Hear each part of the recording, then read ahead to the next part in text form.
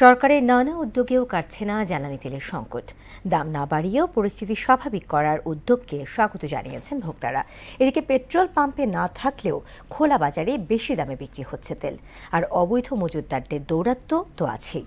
কয়েকদিন ধরেই এমন অসাধু চক্রের বিরুদ্ধে অভিযান চালাচ্ছে আইনশৃঙ্খলা বাহিনী। আরও জানাচ্ছেন মাহমুদ হোসেন। মধ্যপ্রাচ্যের সংঘাত পরিস্থিতিতে আন্তর্জাতিক বাজারে তেলের দাম বৃদ্ধি এবং সরবরাহ ব্যাহত হচ্ছে। এমন অবস্থায় আমদানি স্বাভাবিক রাখা সহ নানা উদ্যোগ নিয়েছে সরকার।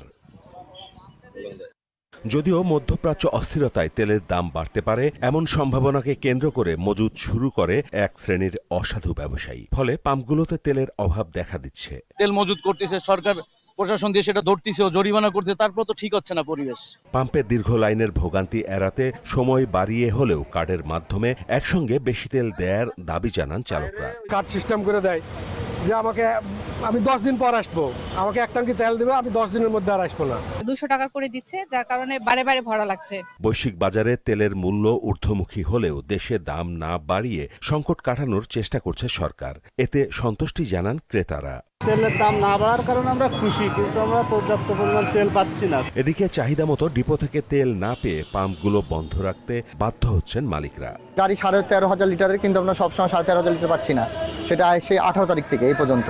এছাড়া কয়েকদিন ধরেই তেলের অবৈধ মজুদের বিরুদ্ধে অভিযান চালাচ্ছে আইন শৃঙ্খলা রক্ষাকারী বাহিনী। প্রতিদিন দেশের বিভিন্ন এলাকা থেকে হাজার হাজার লিটার তেল জব্দ করা হচ্ছে।